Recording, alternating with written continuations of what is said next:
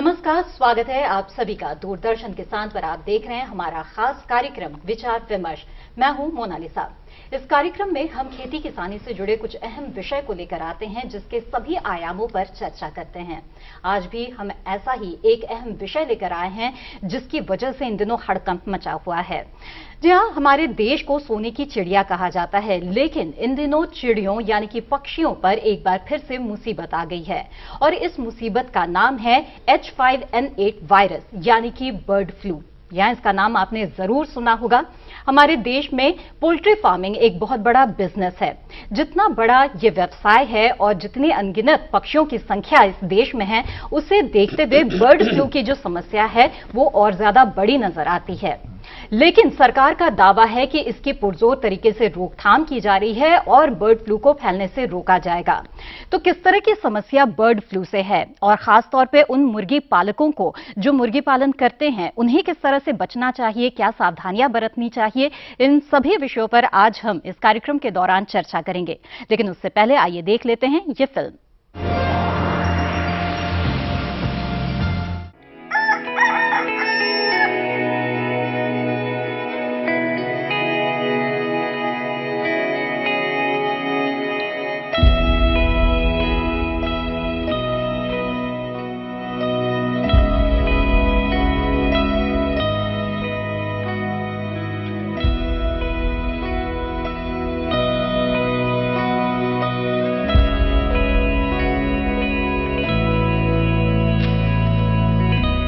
Bird flu पक्षियों में होने वाला संक्रमण वायरल रोग है।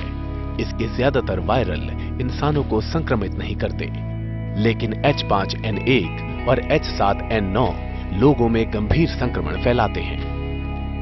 बर्ड फ्लू से संक्रमित व्यक्ति में H5N1 वायरस में तेजी से जेनेटिक बदलाव होता है और जल्द ही ये नया रूप ले लेता है।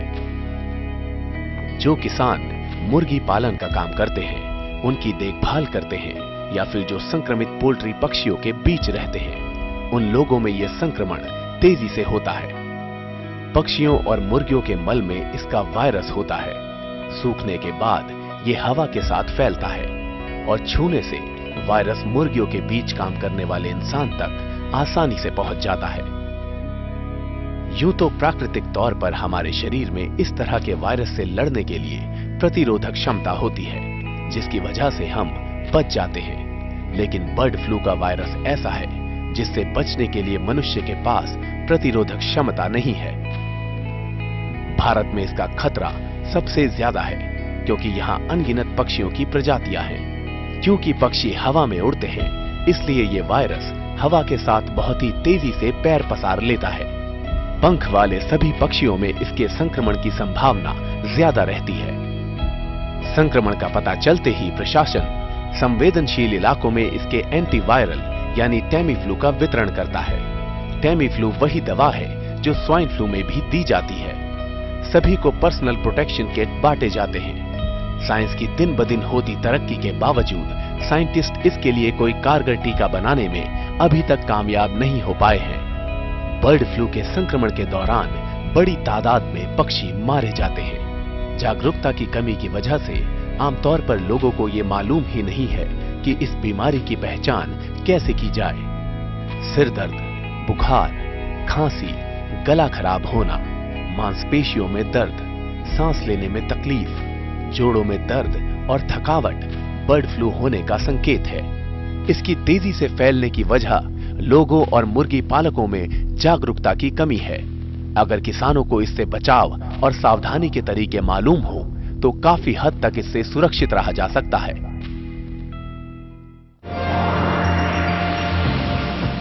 जहां तो आपने रिपोर्ट में बर्ड फ्लू के बारे में देखा, इस पर विस्तार से चर्चा करने के लिए हमारे साथ स्टूडियो में मौजूद हैं कुछ बेहद ही खास मेहमान। आइए आपका हम परिचय उनसे करा दें। हमारे साथ यहां पर मौजूद है कृषि एवं किसान कल्याण मंत्रालय के पशुधन स्वास्थ्य के संयुक्त आयुक्त डॉक्टर H.K. मुनियलप्पा जी। नमस्ते। इसी के साथ सहायक आयुक्त डॉक्टर हंसराज खन्ना जी भी हमारे साथ यहाँ पर मौजूद हैं। नमस्ते।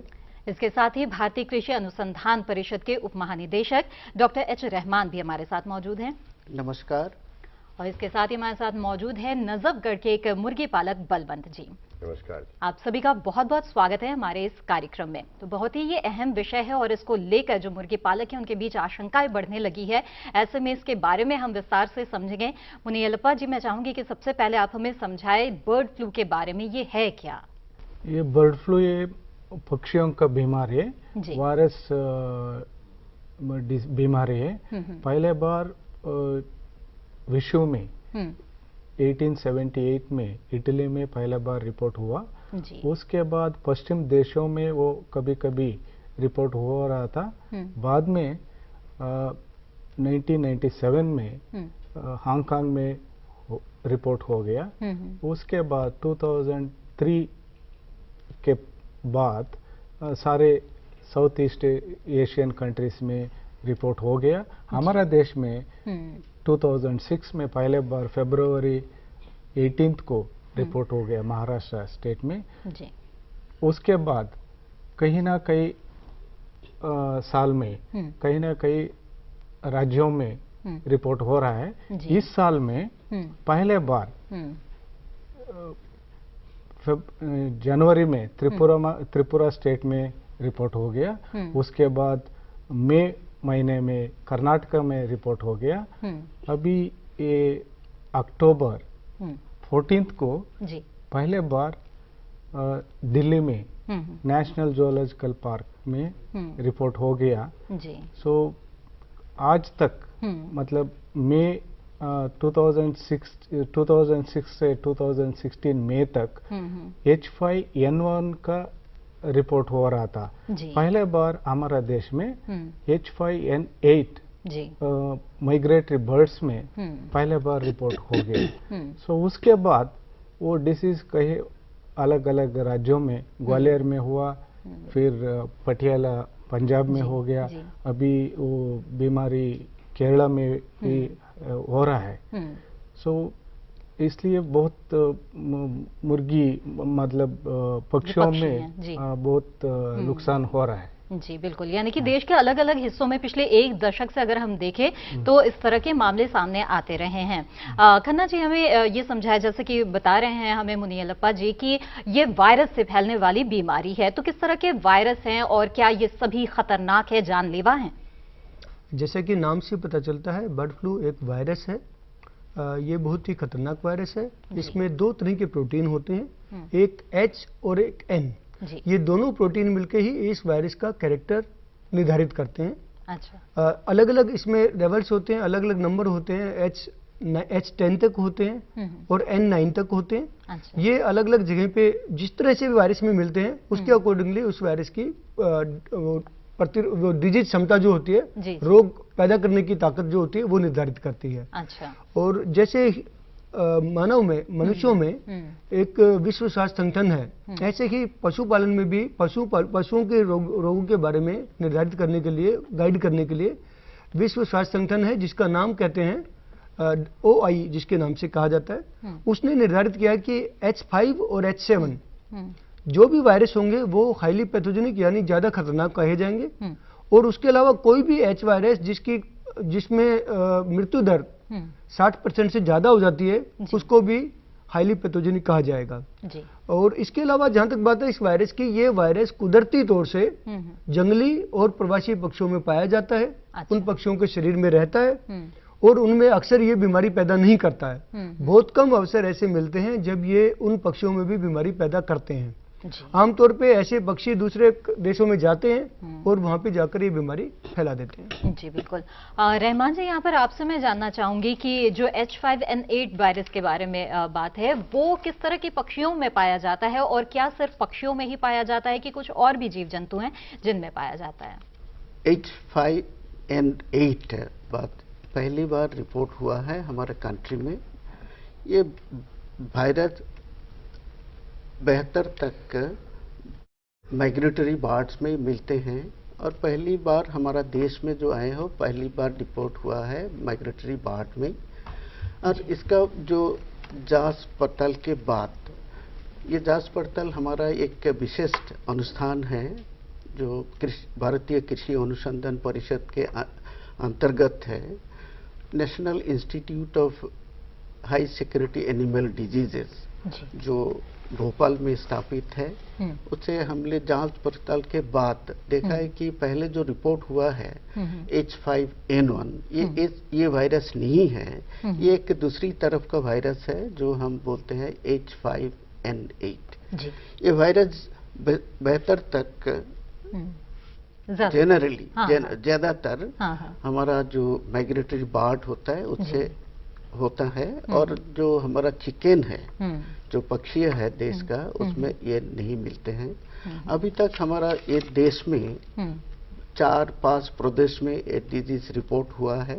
दिल्ली पहले बार हुआ है, भोपाल में हुआ है, जो मध्य प्रदेश में है, ग्वालियर में हुआ है, केरला, और अभी हरियाणा और पंजाब में रिपोर्ट हुआ है। इसका जो सैंपल्स है हमारे जो लेबोरेटरी है उसमें also receive the samples from Uttar Pradesh and Bihar. जो दोनों प्रदेश का सैंपल नेगेटिव रिपोर्ट हुआ है, तो उसमें हम लोग ज्यादा ध्यान नहीं दे रहा है, लेकिन ये एक पहली बार आई है, ये एक चिंता का विषय है। और हम लोग इसके ऊपर जो पॉसिबल इसकी रोकथाम के लिए जो कोशिशें हैं वो चल रही हैं। जी। खन्ना जी, मैं यहाँ पर आपको चर्चा में लाना चाहूंगी कि जैसे कि चर्चा के दौरान ये बात आई है कि जो बर्ड फ्लू है, इसका जो वायरस है, विदेशों से सफर करते हुए ये भारत आया है। भारत में इससे कितना खतरा पैदा हो गया है? जहाँ तक इस वायरस की बात है, हमारे देश में ये पहली बार आया है जी। पर ऐसा नहीं है कि ये दुनिया में पहली बार पैदा हुआ है। ये इससे पहले दुनिया के 11 देशों में पहले रिपोर्ट हो चुका है। बिल्कुल। और अगर एशिया की बात करें तो एशिया के भी 2-3 देशों में, मंगोलिया में ये पहले हो चुका है, बांग्लादेश में हो चुका है। तो जहाँ तक इस बीमारी की बात है, इससे आज तक जो अभी तक जो डाटा अवेलेबल हैं, उसके हिसाब से ऐसा कहीं नहीं लगता कि इस बीमारी ने कोई बहुत ज्यादा खतरा पैदा किया हो कहीं पे भी। कि इसकी जहाँ तक उसकी मृत्यु दर पक्षियों की बात है वो भी बहुत ज्यादा नहीं हुई है। और जहाँ तक मनुष्यों की बात करते हैं, वहाँ पे भी इस बीमारी ने अभी तक कोई ऐसा कोई केस पैदा नहीं किया जिसकी वजह से लगे कि ये बहुत खतरनाक चीज है। जी, मुनीलप्पा जी, आप भी हमें बताएं कि जो बर्ड फ्लू है, इसकी जो फैलने की संभावना है वो कितनी ज्यादा इंसानों तक होती है? और ये भी सुना है हमने कि पक्षियों से तो इंसानों को संक्रमण होता है, लेकिन इंसानों से इंसानों को नहीं होता है। तो ऐसे में समझना चाहेंगे आपसे कि कितना ज्यादा वाकई में इससे खतरा है। पहले बार मैं ये 2 इश्यूज मैं बोलना चाहता हूँ जी। एक H5N1 है, ये हाईली पैथोजेनिक इन्फ्लुएंजा है। सो उसके इंसान में बीमारी हो सकता है। 2003 से यहाँ तक 2016 तक 16 कंट्री से 856 ह्यूमन केसेस रिकॉर्ड हो गया। सो उसमें 452 केसेस मौत हो गए। अच्छा। सो आप देखिए 16 कंट्रीज में 13 इयर्स। सो इतना ये ज्यादा नहीं है। It is not a very serious disease among human beings compare to any other disease. For example, if you take malaria, malaria में हर साल में 2.7 मिलियन तक ह्यूमन इन्फेक्शंस एंड डेथ्स हो रहा है जगत में। सो as far this H5N8 is concerned, पहले बार चाइना में 2010 में रिकॉर्ड हो गया।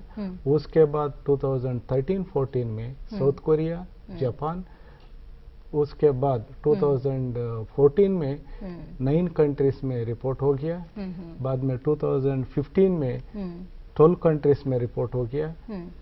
2016 में 7 कंट्रीज रिपोर्ट हो गया, इंडिया इंक्लूडिंग इंडिया जी, भारत को शामिल करके। और इसके बारे में H5N8 के ह्यूमन इन्फेक्शंस अभी तक कई देश में रिपोर्ट नहीं हुआ जी।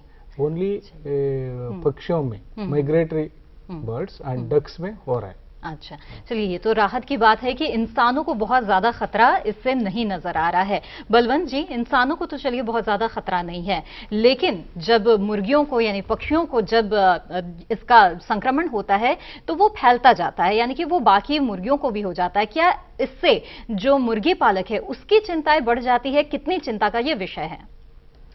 चिंता तो बढ़ जाती है जी, लेकिन एहतियात बहुत बढ़ती जाती है जी। जैसे फार्म है, उसके चारों तरफ सफेदी या कोई एंटीबायोटिक वगैरह का स्प्रे वैसा करते रहते हैं। अच्छा। और जो लेबर जो अंदर काम करती है उसको जो है मास्क वगैरह वो पहनाते हैं। बाहर के आदमी को अंदर आने से रोक दिया जाता है जी, जिससे कि वो लेबर के टच में ना आए या ऐसा कोई काम ना करे कि वो लेबर को भी वहीं रखा जाता है जिससे वो कहीं मार्केट में ना जाए या कहीं ऐसी जगह ना जाए। जी, जी। दूसरा कि पोल्ट्री फार्म के अंदर जाके देखने के बाद ये करते हैं कि कोई मुर्गी या कोई बॉयलर सुस्त है।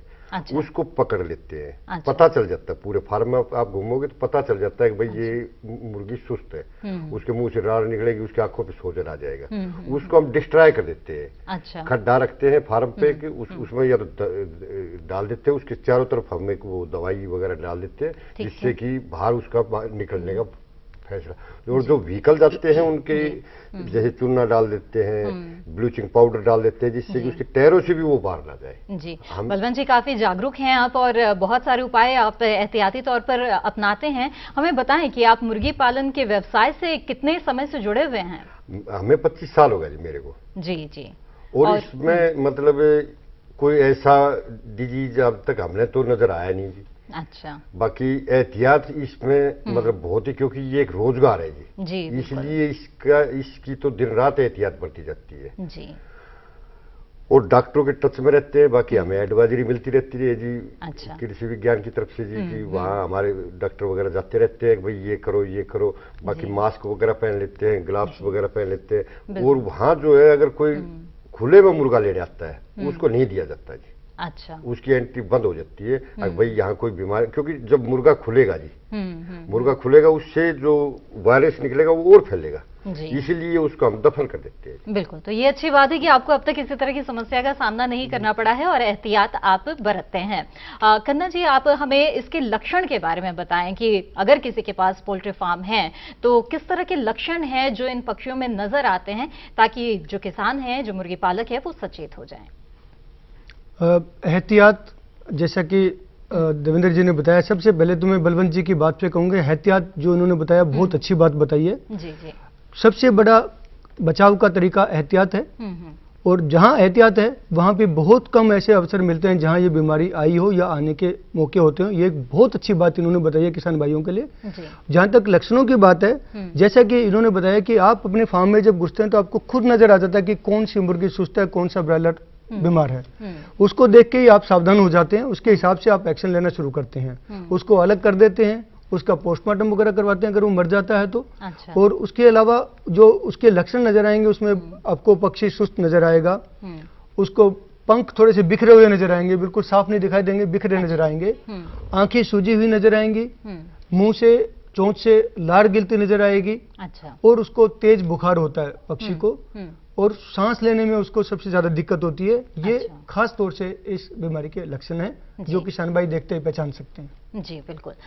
जैसा कि हमने चर्चा की है मुनियलप्पा जी की ये कई देशों में इस तरह के मामले सामने आ चुके हैं और अब भारत में भी इस तरह का मामला सामने आ चुका है। क्या किसी तरह की टीकाकरण की व्यवस्था है ताकि जो मुर्गी है उनको पहले से बचाया जा सके? आज तक पाकिस्तान, वियतनाम, चाइना में वैक्सीनेशन कर रहा है। अच्छा।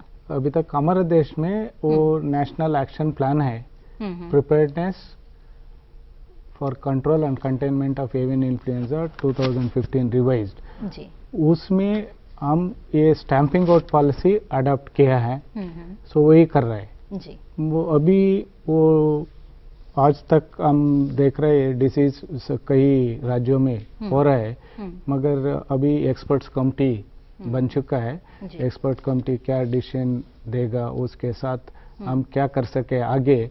बहुत नष्ट हो रहा है देश में जी। वो पक्षी मर रहा है, इसलिए वो हम क्या कर सके आगे, कुछ वैक्सीन बन सके, कुछ अडॉप्ट कर सके, उसके साथ सोच के हम एक्सपर्ट कमेटी डिसीजन लेके हम आगे जी जाएंगे। आज तक एज पर एक्शन प्लान हम बहुत इफेक्टिवली हम कंट्रोल कर रहे हैं जी। रहमान जी, यहाँ पर आप भी हमें बताएं कि आखिर क्या वजह है कि जो बर्ड फ्लू है उसे को लेकर एक आशंका रहती है कि ये महामारी की तरह से फैल जाएगा। क्या है उसमें ऐसा कुछ? पहले जैसे हम बता चुके हैं जी, इसमें 2 टाइप का वायरस होते हैं जी, highly pathogenic and low pathogenic. जी, हाईली पैथोजेनिक वायरस ने बहुत मोर्टेलिटी करते हैं, मोर देन 60% मोर्टेलिटी हो जाते हैं।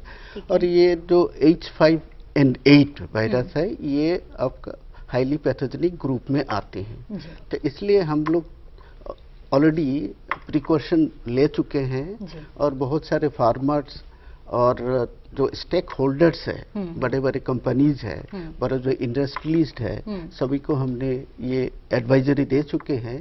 बिकॉज ये पहली बार हमारा कंट्री में, हमारा देश में आए हैं। इसका कोई जो प्रतिरक्षा क्षमता हमारे इंसान में भी नहीं है, एनिमल्स पे भी नहीं है, बर्ड में नहीं है। तो जब भी डिजीज अगर स्प्रेड हो जाते हैं तो इसमें मरने का बहुत आशंका है। इसलिए हम अत्यंत तक हम लोग बहुत सारे रहमान जी, इस बात में कितनी सच्चाई है कि इसके जो वायरस है वो अपना स्वरूप बदल लेते हैं और इस वजह से इनके लिए दवाई या टीका बनाना ये थोड़ा सा मुश्किल काम बन जाता है? जैसे कि आप जानते हैं, हम लोग सब जानते हैं कि ये इन्फ्लुएंजा ग्रुप ऑफ वायरसेस है।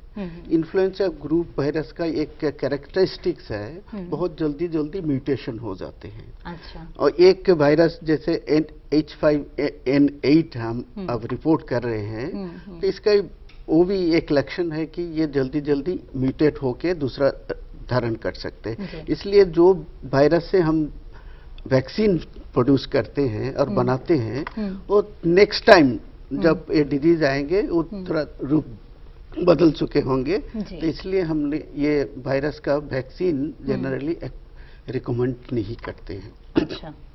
पर्टिकुलरली हमारा जो एक इंस्टीट्यूशन जैसे हम बताए हैं कि भोपाल स्थित है, national institute for high security animal disease, उसमें अभी परीक्षा चल रहा है, एक्सपेरिमेंटेशन चल रहे हैं। H5N1 जो पहले का जो रिपोर्टेड डिजीज है उसके लिए वायरस के वैक्सीन हम बना ऑलरेडी चुके हैं। उसका कंट्रोल, क्वालिटी कंट्रोल, एक्सपेरिमेंटेशन ये जरूरत है। अच्छा। लेकिन अभी तक हम H5N8 के लिए वैक्सीन बनाने का कोई कोशिश नहीं किया। जी, मुनि यल्लप्पा जी, हमें यहाँ पर ये बताएं कि जिस तरह से बता रहे हैं रहमान जी भी कि कितना मुश्किल है इसके लिए दवाइयाँ तैयार करना, तो ऐसे में क्या एहतियाती कदम ही है जो हम बरत सकते हैं और एहतियाती कदम बरतने से रोकथाम में कितनी ज्यादा संभावना बढ़ जाती है? ये डिसीज बीमारी ऐसे वो हर साल पैदा हो रहा है, सो हम कहीं ना कहीं इसको रुकना है।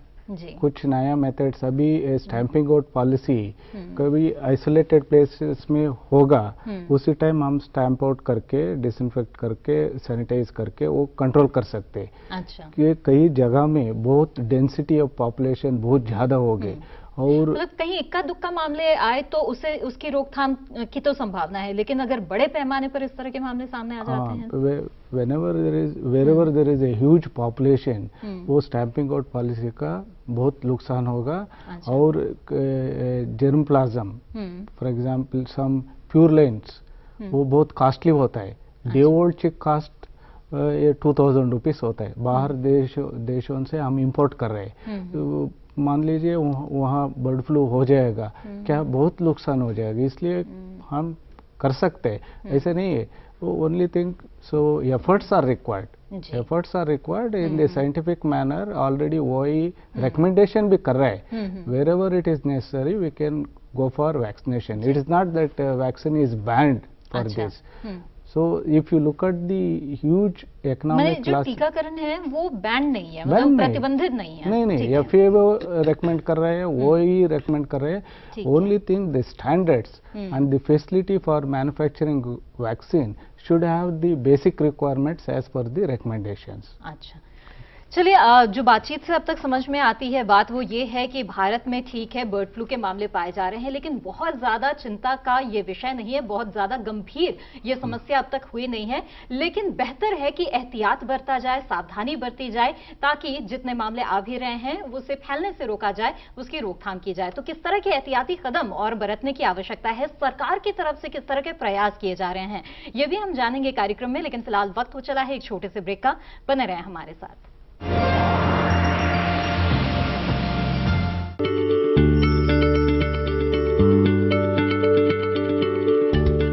आप किसी बीमारी से परेशान हैं? चाहते हैं डॉक्टर की सलाह? तो हम हैं आपके साथ। बताएंगे आपको जीने की राह। समस्याएं आपकी, समाधान देश के मशहूर विशेषज्ञों के। घर बैठे बात करें देश के जाने माने डॉक्टरों से। हर शनिवार शाम 6 बजे से 7 बजे तक फोन कर डॉक्टरों से करिए सीधी बात हमारे लाइव प्रोग्राम स्वस्थ किसान में। हमारा टोल फ्री नंबर है 1800-113060।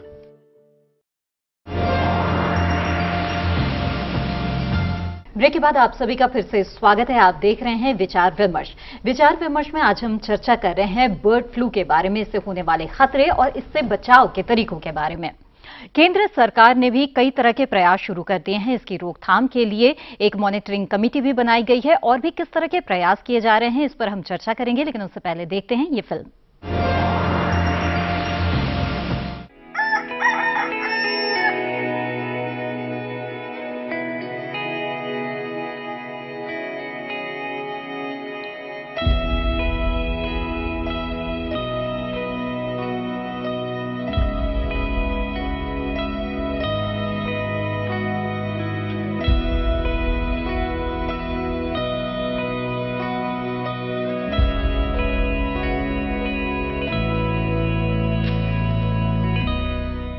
हर साल की तरह एवियन इन्फ्लुएंजा यानी बर्ड फ्लू फिर आ गया है।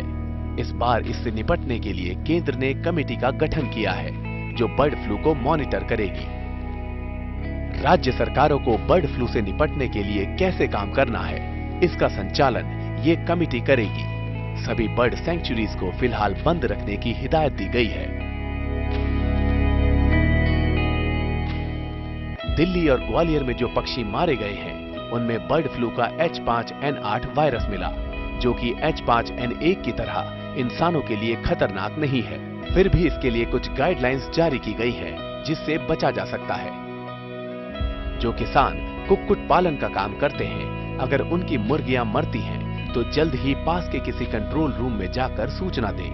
पशु चिकित्सक से जांच कराएं। इस दौरान किसान मुर्गियों को हाथ न लगाएं। प्लास्टिक के दस्ताने बाजार में आसानी से मिल जाते हैं, तो ग्लव्स या दस्ताने पहनकर ही अपने पक्षियों को छुएं। उनके मल की साफ सफाई करते वक्त बहुत सावधानी बरतें। मल हाथों में नहीं लगना चाहिए, वायरस यहीं से फैलता है, इसलिए बिना दस्ताने के हाथ न लगाएं। साथ ही पोल्ट्री फार्म में काम करने वाले मजदूरों को भी जानकारी दें। कुक्कुट पालक मुर्गियों में वायरस मिलने के बाद कैसे मुर्गियों को मारे और कैसे उनका शमन करें, इसकी सही जानकारी किसी पशु चिकित्सक या पास के कंट्रोल रूम से हासिल करें। इंसानों में ये वायरस उनकी आंखों, मुंह और नाक के जरिए फैलता है। इसके अलावा इन्फेक्टेड बर्ड्स की सफाई या उन्हें नोचने से भी इन्फेक्शन फैलता है। अभी तक ये कह पाना मुश्किल है कि ठीक से पकाए नॉनवेज फूड से भी वायरस फैलता है या नहीं।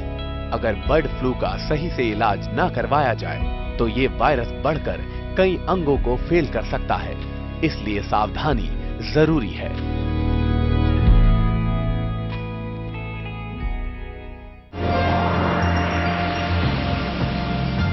जहां तो बर्ड फ्लू से रोकथाम का सबसे सही तरीका है सावधानी बरतना। बहरहाल हम चर्चा करते हैं सरकारी प्रयासों के बारे में भी। आइए जानते हैं खन्ना जी, सबसे पहले आप हमें समझाएं कि सरकार की तरफ से किस तरह के कदम हैं जो उठाए जा रहे हैं बर्ड फ्लू के रोकथाम के लिए। जैसे कि अभी बताया गया है कि पहली बार हमारे देश में ये रोग 2006 में रिपोर्ट हुआ था और उससे पहले ये साउथ ईस्ट एशिया के कुछ देशों में ये रोग फैल चुका था, कई जगह रिपोर्ट हो चुका था जी। सरकार ने उसी वक्त इस रोग की गंभीरता को पहचान लिया था और 2005 में ही सरकार ने अपनी एक एक्शन प्लान बना दी थी। उस एक्शन प्लान को बनाने के लिए ICAR, स्वास्थ्य मंत्रालय, पर्यावरण और वन मंत्रालय और देश के अलग अलग एक्सपर्ट्स जो यूनिवर्सिटीज के हैं उनसे राय लेके ये एक्शन प्लान बना के सरकार ने पूरे राज्यों को, सभी राज्यों को ये योजना भेज दी थी।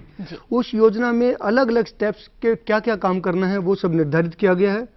सबसे पहले कि अगर कोई डिजीज नहीं है, कहीं जैसे बलवंत जी ने बताया कि मुर्गियां बीमार होती हैं, कहीं आपको नजर आता कोई शक हो रहा है तो उस शक की दशा में आप क्या करेंगे, कहां से मुर्गियों के सैंपल लेंगे, कैसे सैंपल भेजेंगे, कितने सैंपल भेजेंगे, कब टेस्टिंग होगी, कौन कौन लैब टेस्ट करेगी, वो सब उसमें निर्धारित किया गया है। ठीक है। दूसरे स्टेप्स उसमें दिए गए हैं कि अगर बीमारी कंफर्म हो जाती है तो उसके बाद आप क्या क्या स्टेप लेंगे, कैसे बर्ड्स की कलिंग करेंगे या बर्ड्स को आपका रास्ता बंद करेंगे, लोगों की मूवमेंट आना जाना बंद करेंगे, कैसे दवाइयां दी जाएंगी, मुर्गियों को अगर कोई चीज देनी है, डिसइंफेक्टेंट्स वगैरह स्प्रे करने हैं तो वो कैसे करेंगे, और कैसे रिपोर्ट करनी है, और कौन रिपोर्ट करेगा, कौन मीडिया को ब्रीफिंग करेगा, कौन ओआई को जो विश्व स्वास्थ्य संगठन जो पशुपालन का है उसको रिपोर्ट करेगा, और दूसरी जो अंतर्राष्ट्रीय एजेंसीज हैं उनको कौन बताएगा, ये सब उसमें निर्धारित किए गए हैं। अच्छा। तीसरे स्टेप में उसमें यह बताया गया कि कौन कौन सी एजेंसी क्या क्या काम करेंगे, क्योंकि जब आउटब्रेक आता है तो सिर्फ पशुपालन विभाग अकेला काम नहीं करता, उसमें ह्यूमन हेल्थ वाले जो हैं, स्वास्थ्य मंत्रालय वो भी पार्टिसिपेट करते हैं, वन विभाग भी पार्टिसिपेट करता है, होम मिनिस्ट्री भी पार्टिसिपेट करता है क्योंकि लॉ एंड ऑर्डर की जरूरत पड़ती है, और रेवेन्यू वाले क्योंकि सरकार उसका पैसा भी देती है। तो उसमें निर्धारित किया गया कि कौन एजेंसी क्या क्या काम करेगी, स्टेट की क्या क्या जिम्मेवारी होगी, सेंट्रल गवर्नमेंट की क्या क्या जिम्मेवारी होगी, ये सब उसमें निर्धारित किया गया है। उसके अलावा फिर डिजीज खत्म हो जाती है तो उसके बाद क्या क्या एहतियात करनी पड़ेगी, क्योंकि डिजीज खत्म होने के बाद आपको कंट्री को डिक्लेयर करना पड़ता है कि ये कंट्री आपका फ्री हो गया है। जो ओआई की कुछ गाइडलाइंस हैं उन्होंने निर्धारित किया हुआ है कि कितने समय में और क्या एक्टिविटीज आप पूरी करेंगे तो आपकी कंट्री फ्री माना जाएगा।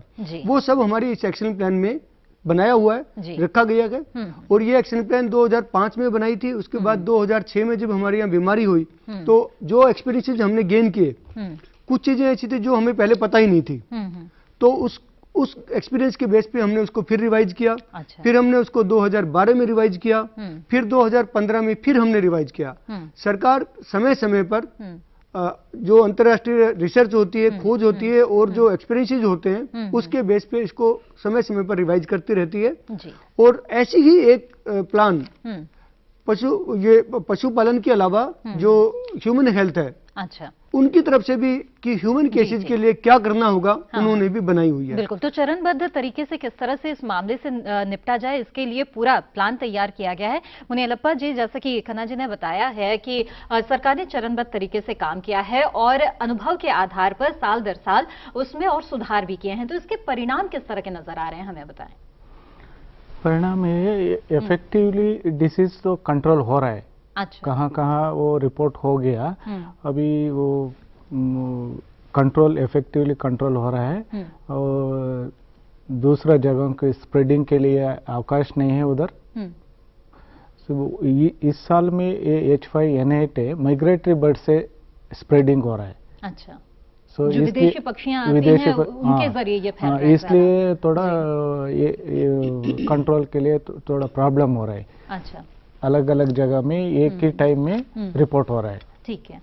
इसके साथ ही एहतियाती कदम बरतने की बात हो रही है, तो इसमें मुर्गी पालकों की भूमिका अहम हो जाती है। मुर्गी पालकों को जागरूक करने के लिए किस तरह के काम किए जा रहे हैं? ऑलरेडी जब पहले बार रिपोर्ट हो गया नेशनल जूलॉजिकल पार्क दिल्ली में, सो तुरंत हम डिपार्टमेंट से सारे राज्यों को, सारे जू अथॉरिटीज को लिए अलर्ट किया है, इंफॉर्मेशन भेज दिया as per national action plan, वो एक्शन लेने के लिए। सारे डेली हम मॉनिटर कर रहे हैं, सारे राज्यों से हम इंफॉर्मेशन भी आ रहा है।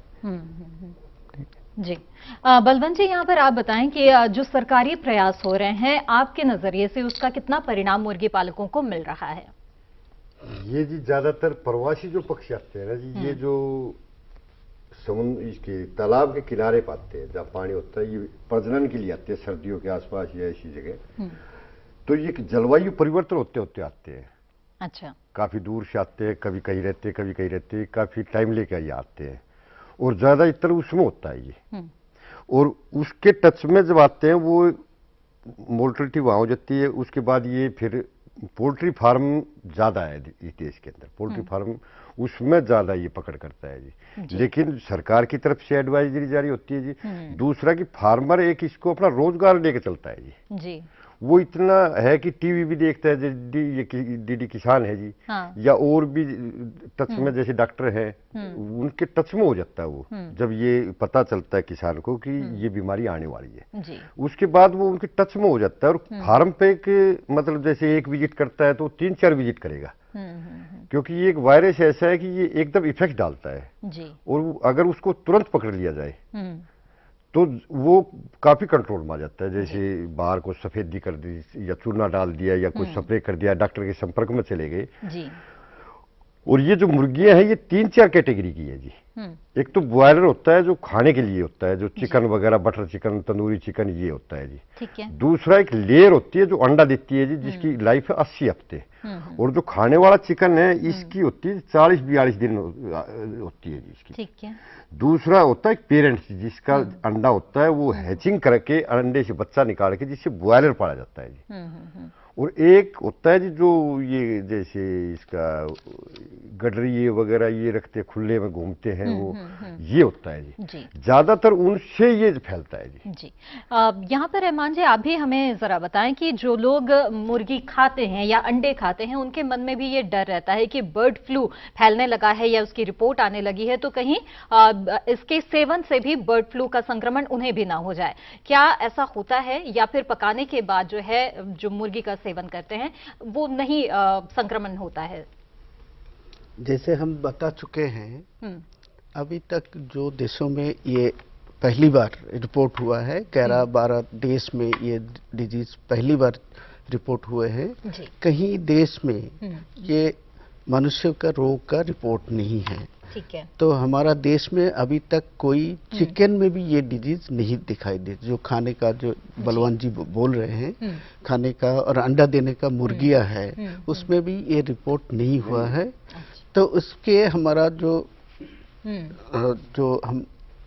हमारा लोगों से अपील करना चाहता हूँ कि इसमें कोई डरने का कोई नहीं है। और हमारा देश का जो प्रथा है, हम सब कुछ बॉईल करके खाते हैं और बॉईल करने के बाद वायरस का मर जाते हैं।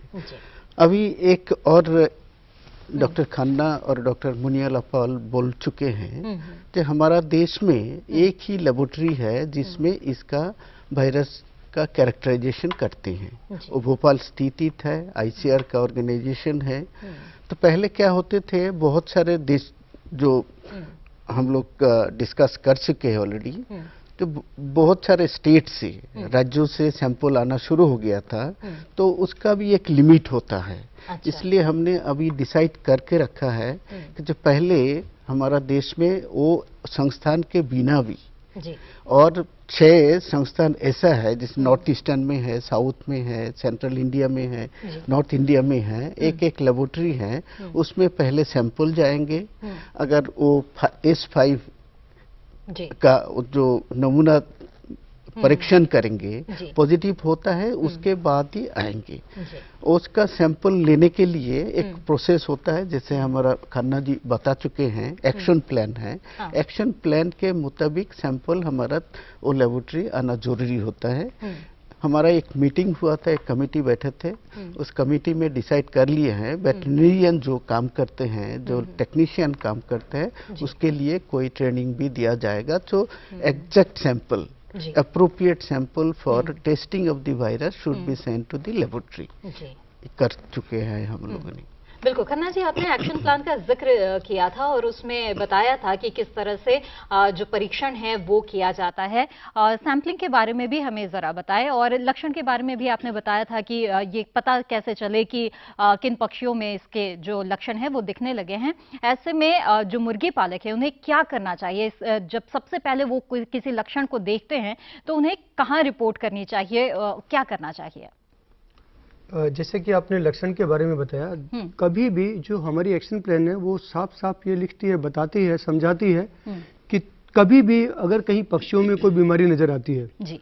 या उनमें कोई मृत्यु नजर आती है तो तुरंत वो पास के वेटरनरी अस्पताल में जाके डॉक्टर को खबर दें। अच्छा। डॉक्टर तुरंत देखते हैं, सैंपल्स लेते हैं, सैंपल्स लेके वो जो हमारी 6 रीजनल लैब्स हैं, हर एक रीजन में, हमारे हर एक क्षेत्र में एक क्षेत्रीय लैब है जो उस पूरे क्षेत्र की जो लेबोरेटरी वर्क है, इन्वेस्टिगेशन डायग्नोसिस का काम देखती है। ठीक है। तो वो उस लैब को सैंपल भेजे जाते हैं। जैसा डॉक्टर रहमान ने बताया कि वहां पे उस सैंपल को टेस्ट करके देखा जाता है कि अगर ये इन्फ्लुएंजा ए आ जाता है, अच्छा, तो फिर उसकी कंफर्मेशन के लिए हमारी भोपाल लैब को जाता है। अच्छा, ये तो है जब कहीं पे कोई बीमारी या कोई आपको कोई शक होता है, उस टाइम के केस की बात है।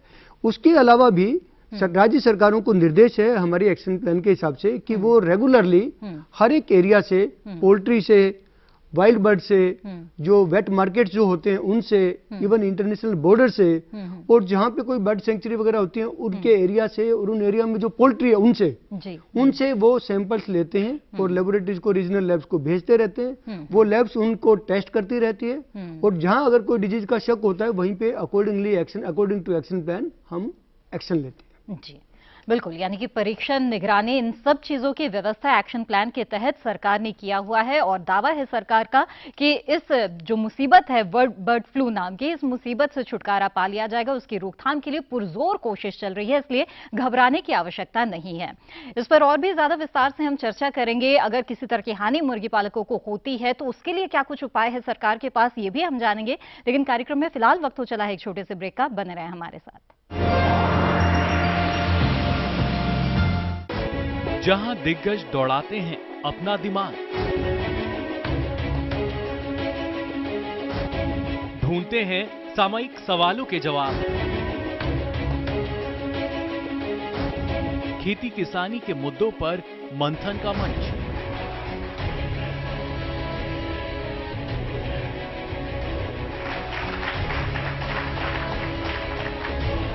देखिए वाद संवाद हर शनिवार सुबह 11 बजे।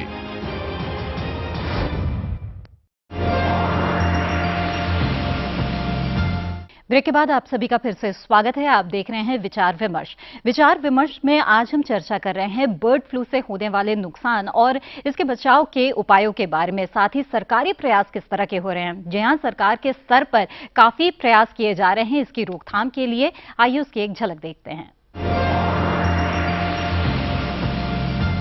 हेलो मुन्नू, मेरे दोस्त, हाथ नहीं मिलाओगे? क्या फायदा, तुम्हें हाथ साबुन से धोने पड़ेंगे। मतलब? यहाँ जिसे देखो हाथ साबुन से धोता है। तीनू पक, उसकी माँ पक, बाबूजी पक। सब समझदार हैं, सब जानते हैं कि मुर्गियों की कुछ बीमारियाँ इंसानों के लिए भी खतरनाक हो सकती हैं। ये बीमारियाँ उनके संपर्क में आने से, पंखों और वीट को छूने से भी फैलती हैं। समझदार परिवार, सुरक्षित घर बार। बीमार मुर्गियों के संपर्क में आने या छूने के बाद हाथ हमेशा साबुन या ताज़ा राख से धोएं, सुरक्षित रहें। तेरे जैसा यार कहाँ? आज मेरा मुन्नू मुर्गा क्यों उदास है? गांव में कुछ लोग मरी मुर्गियों को कहीं भी फेंक देते हैं। गलत। यहाँ तो पशु चिकित्सालय से राय ली जाती है और मरी मुर्गियों को गांव से दूर गहरे गड्ढे में दबा दिया जाता है। वो क्यों? ताकि बीमारियां न फैले और कोई जानवर इन्हें निकाल न सके। मरी मुर्गियों को कोई छूता तो नहीं है? अरे नहीं, छूने पर यह बीमारी इंसानों को भी हो सकती है, तभी पॉलीथीन से उठाया जाता है। हाँ। समझदार परिवार, सुरक्षित घर बार। मरी मुर्गियों को बाहर न फेंकें। मुर्गियों की असामान्य बीमारी या मौत की सूचना पशु चिकित्सालय में दें। आज फिर जीने की तमन्ना, जाने क्या बात है। अब एक बात बताओ, अगर गांव में एक के बाद एक कई मुर्गियां अचानक मर गईं और कल कहीं मेरी बारी आए तो? अरे गांव रिपोर्ट कर देंगे पशु चिकित्सालय में, सरपंच को और पंच को भी। इससे क्या मेरी जान को खतरा कम हो जाएगा? अरे समय पे खबर मिले तभी तो अधिकारी इन्हें फैलने से रोक पाएंगे। मुर्गियों की कुछ बीमारियां इंसानों के लिए भी खतरनाक हो सकती हैं। समझदार परिवार, सुरक्षित घर बार। मुर्गियों की कुछ बीमारियां इंसानों के लिए भी खतरनाक हो सकती हैं। मुर्गियों के अचानक मरने की तुरंत रिपोर्ट करें ताकि आपकी मुर्गियां भी सुरक्षित और आपका परिवार भी। यहाँ तो सरकारी प्रयासों की एक झलक आपने देखी है। इस पर और भी विस्तार से आइए चर्चा करते हैं। खन्ना जी, हमें सरकारी प्रयासों के बारे में कुछ और भी बताएं और खास तौर पर अगर किसी मुर्गी पालक को नुकसान हो जाता है बर्ड फ्लू की वजह से, तो क्या किसी तरह के मुआवजे का भी प्रावधान है? जैसे कि अभी हम बात कर रहे थे कि हमारे यहाँ पे लगभग हर साल कहीं ना कहीं ये बीमारी हुई है जी। पर जो सबसे अच्छी बात हमारी एक्शन प्लान के हिसाब से हुई है वो ही हुई है कि बीमारी उस जगह से आगे नहीं बढ़ी है। उसका एक सबसे बड़ा कारण है वो ये है कि हम फार्मर को मुआवजा देते हैं तभी फार्मर हमें कोऑपरेट करता है। अगर फार्मर को हम मुआवजा नहीं देंगे, उसके नुकसान की भरपाई नहीं करेंगे, तो उसका सहयोग हमें नहीं मिलेगा और बिना किसान के सहयोग के ये सब कर पाना नामुमकिन है जी। तो सरकार ने इसके लिए दरें निर्धारित की हैं। अगर किसी किसान का नुकसान होता है जब उस टाइम, तो जितने पक्षी उनके मारे जाते हैं जी। उन पक्षी का, उनके अंडों का और उनका जो मुर्गी दाना जो जलाया जाता है, डिस्ट्रॉय किया जाता है, उसके लिए दरें निर्धारित की गई हैं और उसके हिसाब से वो पैसा सरकार किसान को देती है ताकि इस किसान का कम से कम नुकसान हो और उसके नुकसान की कुछ भरपाई हो सके जी। रहमान जी, हमें ये बताएं कि अगर इसके लक्षण पाए जाते हैं मुर्गियों में, तो क्या उन्हें नष्ट करने या शमन करने के अलावा कोई चारा नहीं है? और अगर शमन करना ही हो तो क्या इसके लिए भी कुछ उचित तरीके हैं जिसे अपनाना चाहिए मुर्गी पालकों को? जैसे हम पहले बता चुके हैं, ये वायरल डिजीज है, इसका कोई ट्रीटमेंट नहीं होता है। जो डिजीज जिस फ्लॉक में दिखाई देते हैं वो फ्लॉक तो पहले डिस्ट्रॉय करना चाहिए, but for confirming the disease, the sample should be sent to the laboratory for confirmation. If it's basically this is disease from H5N1 or H5N8 N8 से हुआ है, तो उसके बाद ही हम डिसाइड करते हैं कितना बर्ड मरते हैं।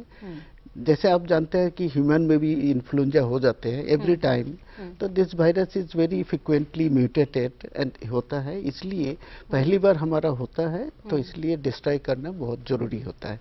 पहले हम एक जोन बनाते हैं, तो 1 किलोमीटर रेडियस जितने बार्ड होते हैं सबको किल करना जरूरी है, तो जो खन्ना साहब बताते हैं उसी हिसाब से उनका मुआवजा भी दिया जाता है।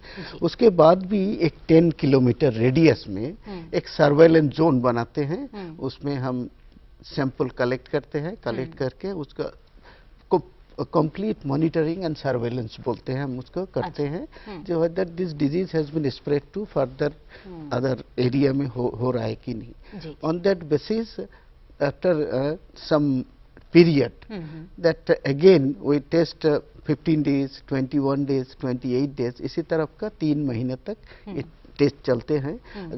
अगर 3 महीने के बाद अगर कोई बार्ड नहीं मरते हैं, all bird are found to be negative for the test, तो उसको फ्री जोन बता जाते हैं जी। मुनियल्लप्पा जी, यहाँ पर आप हमें ये भी बताएं कि प्रोटेक्शन किट का भी इस्तेमाल किया जा सकता है रोकथाम और बचाव के लिए।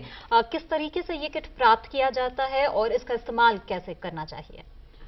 जब डिसीज इंसिडेंट्स रिपोर्ट होगा स्टेट से जी, जब after confirmation of the disease advisory जाता है सेंट्रल गवर्नमेंट से, गवर्नमेंट वो असेस करेगा प्रिपेयर्डनेस, वो कहाँ डिसीज स्टार्ट हो गया, उधर कितना मुर्गे है, कितना डिस्ट्रॉय करना है, क्या क्या एक्शन लेना है, इसके साथ वो रिव्यू करेगा स्टेट, उनके पास कैपेसिटी कितना है, आरआरटी टीम्स कितना है, पीपीई पर्सनल प्रोटेक्टिव इक्विपमेंट्स कितना है, उनको कितना चाहिए, 1 किलोमीटर रेडियस में कितना पक्षी को डिपॉपुलेट करना है, सो उसके लिए क्या क्या चाहिए, logistics, PPE, RRTs and disinfectant सारे वो असेस करेगा स्टेट गवर्नमेंट।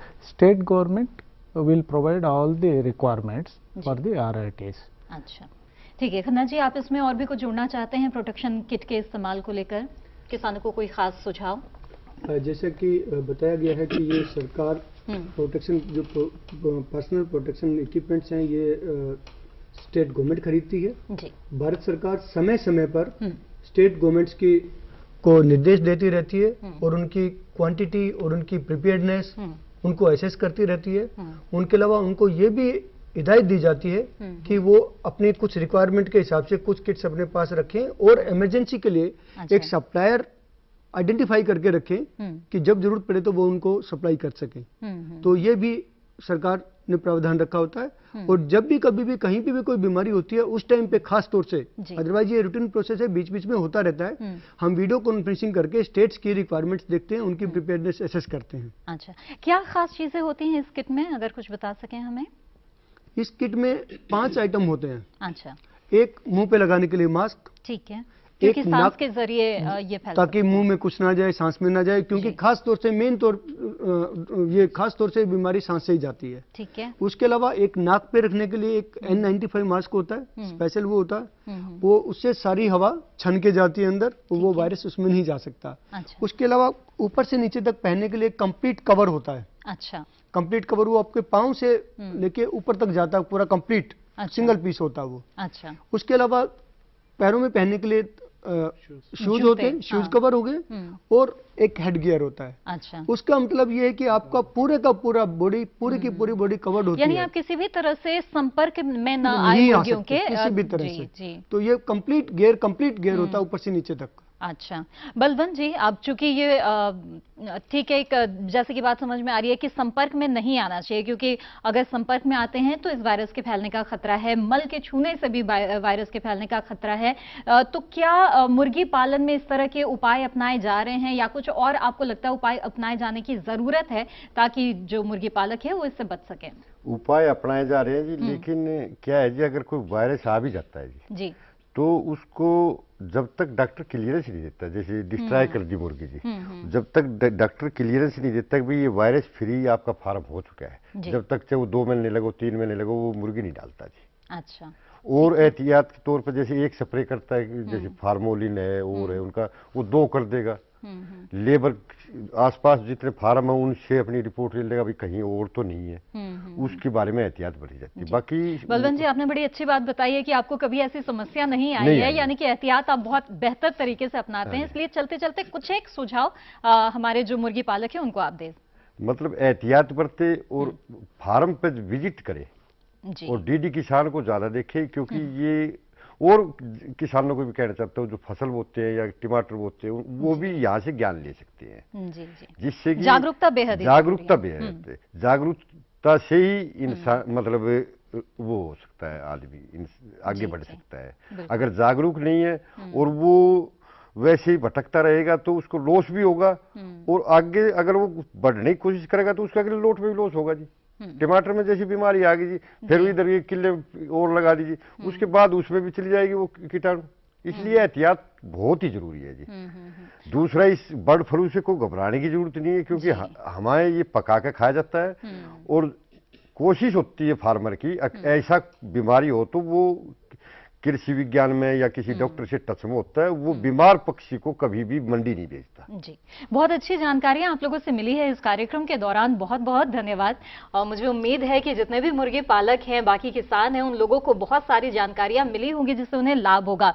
तो डरने की और आशंका की जरूरत नहीं है। जैसा कि बताया जा रहा है कि पका के खाते हैं जो लोग, उन्हें भी बर्ड फ्लू से डरने की जरूरत नहीं है। हाँ, जो मुर्गी पालक है उन्हें कुछ एहतियात बरतने की जरूरत है, और इसके लिए सरकार जागरूक भी कर रही है, मदद भी दे रही है। किसी तरह का नुकसान हो तो मुआवजे का भी इंतजाम है, इसीलिए इससे डरने की बिल्कुल भी जरूरत नहीं है।